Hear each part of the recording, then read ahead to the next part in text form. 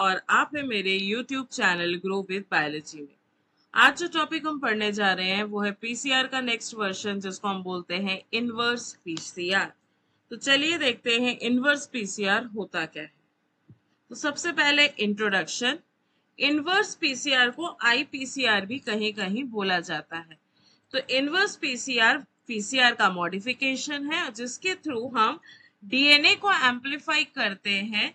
कौन से डीएनए को एम्पलीफाई करते हो? जो कि रीजन के बाहर है। ठीक है, जो आपको रीजन का सीक्वेंस पता है, उस सीक्वेंस के राइट और लेफ्ट में जो रीजन्स होते हैं, उन रीजन्स को फ्लैंकिंग रीजन्स बोलते हैं या फ्लैंकिंग सीक्वेंसेस बोलते हैं। और उस रीजन के राइट और लेफ्ट में जो पार्ट है, उस पार्ट को इनवर्स पीसीआर से एम्पलीफाई किया जाता है।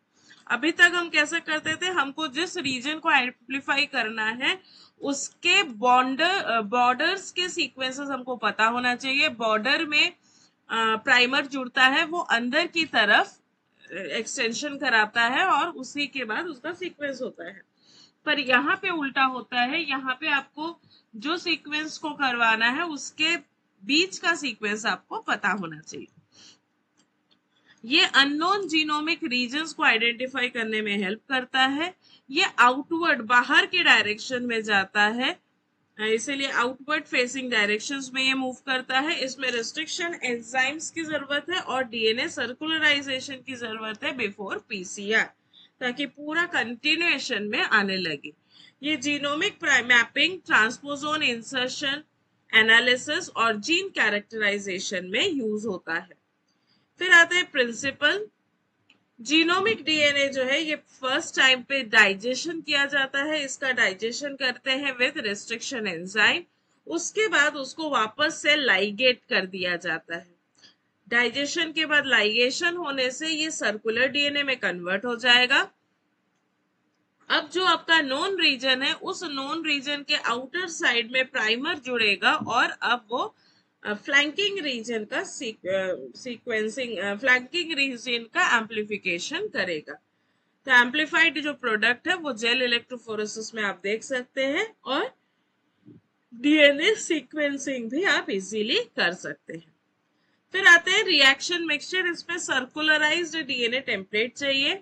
दो तरह का प्राइमर चाहिए, एक फॉरवर्ड आउटवर्ड फेसिंग और एक है reverse outward facing. DNTPs mixture जो आपको हर बार लगता है वो लगेगा। Tag polymerase, buffer, nuclear MgCl, nucleus free water, restriction enzyme और डीएनए लाइगेज ये भी लगता है, पर ये पीसीआर मिक्सचर में नहीं लगता। आपको सबसे पहले डीएनए को डाइजेस्ट करना है, उसके लिए रेस्ट्रिक्शन एंजाइम लगता है, और फिर डाइजेशन के बाद जोड़ना भी है, तो इसीलिए डीएनए लाइगेज लगता है। तो पीसीआर में रेस्ट्रिक्शन एंजाइम और लाइगेज का वर्क नहीं है, पर उसको छोड़ के बाकी रिएक्शन मिक्सचर में आपको ऊपर में जो कंटेंट है वो लगेगा।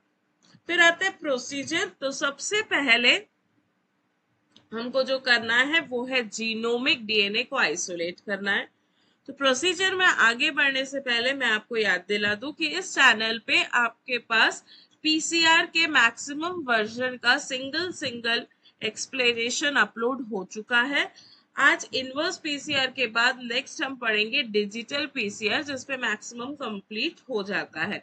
तो अगर आपको पीसीआर के बारे में पढ़ना है तो इसमें आई बटन में सारे पीसीआर के वीडियो दिया हुआ है, एमसीक्यूज ऑन पीसीआर दिया हुआ है, तो आप बिल्कुल उसको देखें। अगर आपको वीडियो अच्छा लगता है तो फिर आप उसको लाइक करें, शेयर करें और चैनल को सब्सक्राइब करें, ताकि अपकमिंग वीडियोस आप तक पहुंच सके। तो चलिए वापस चलते हैं प्रोसीजर में। तो सबसे पहला आपका काम है कि आप डीएनए को आइसोलेट करें, फिर उसको रेस्ट्रिक्शन एंजाइम से डाइजेस्ट करें। किस तरह से रेस्ट्रिक्शन एंजाइम रिकॉग्नाइज करता है, डाइजेशन करता है, ये भी वीडियोस मेरे चैनल में दिया हुआ है, जो कि प्लेलिस्ट आपको रिकॉम्बिनेंट डीएनए टेक्नोलॉजी के अंतर्गत मिलेगा। बिल्कुल उन वीडियोस को देखें और अपने डाउट्स को क्लियर करें। फिर हम उसको सेल्फ लाइगेट करेंगे। सेल्फ लाइगेट करने से वो सर्कुलराइज हो जाएगा। अब उस सर्कुलराइज में आउटवर्ड फेसिंग प्राइमर डाल दीजिए और इनवर्ड फेसिंग प्राइमर भी आप डाल सकते हैं।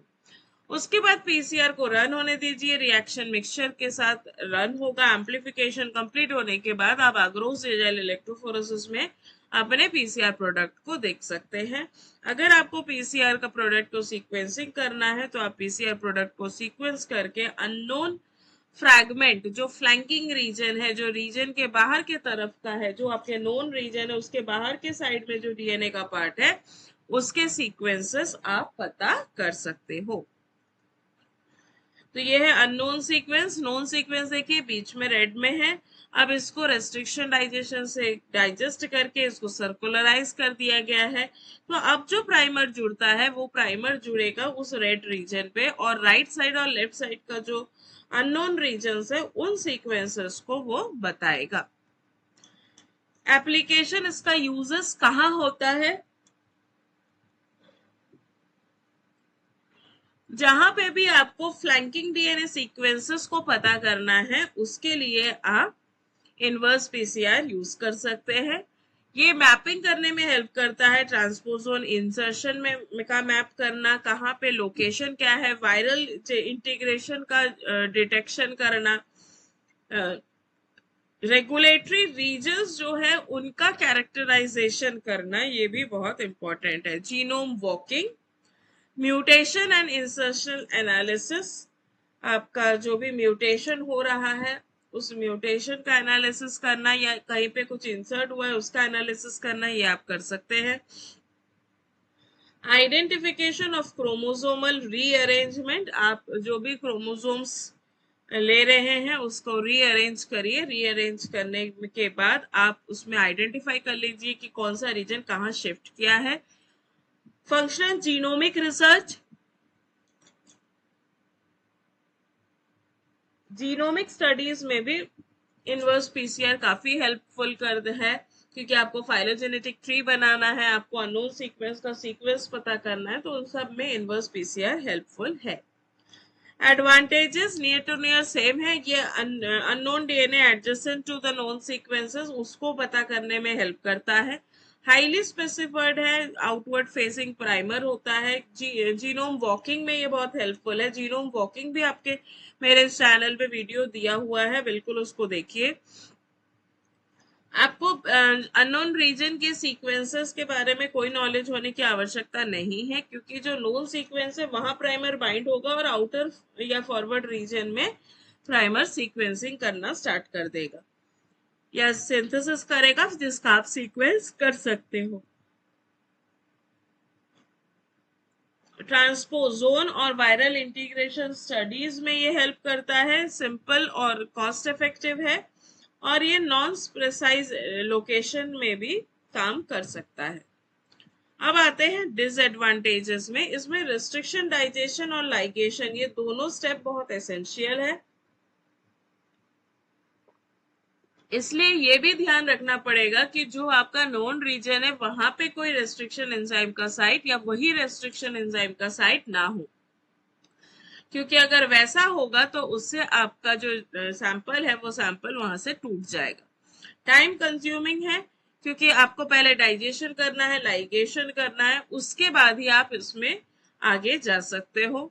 प्राइमर का डिजाइनिंग क्रिटिकल है, उस प्राइमर को नोन सीक्वेंस में जोड़ना, तो सीक्वेंसिंग उस रीजन का पता होना चाहिए, फिर आप जोड़ेंगे, और उसके बाद वो प्राइमर का एनीलिंग पे डिपेंड करेगा कि कितना वो आगे यूटिलाइज कर सकता है। सर्कुलराइजेशन एफिशिएंसी जो है वो एम्प्लीफिकेशन को इफेक्ट करता है। अगर बहुत बड़ा सैंपल बन जा रहा है तो उसका एम्प्लीफिकेशन रेट स्लो हो जाएगा, अगर ऑप्टिमम है तो सही आएगा। बहुत लार्ज डीएनए फ्रैगमेंट के लिए ये सूटेबल नहीं है, क्योंकि सर्कुलराइज होने के बाद प्राइमर मूव करना बहुत बड़ा सर्कल हो जाएगा, तो प्राइमर का बार बार ज्वाइनिंग और रिलीजिंग, जो 3 स्टेप्स होते हैं हमारे पीसीआर में, वो तीनों स्टेप्स में इसमें प्रॉब्लम्स आ सकती है। बहुत लंबे डीएनए के लिए इसीलिए ये सूटेबल नहीं है। नॉन स्पेसिफिक एम्प्लीफिकेशन हम करते हैं इससे, पर ये एग्जैक्टली ऑप्टिमाइज रिएक्शंस नहीं है, इसीलिए ये डिसएडवांटेजेस में काउंट होता है। तो अगर फाइनली हम कंक्लूड करना चाहे तो इनवर्स पीसीआर पीसीआर का ही एक एम्प्लीफिकेशन है, जिसमें आपको अननोन सेगमेंट जो कि फ्लैंकिंग रीजन है उसका आप पता कर सकते हो।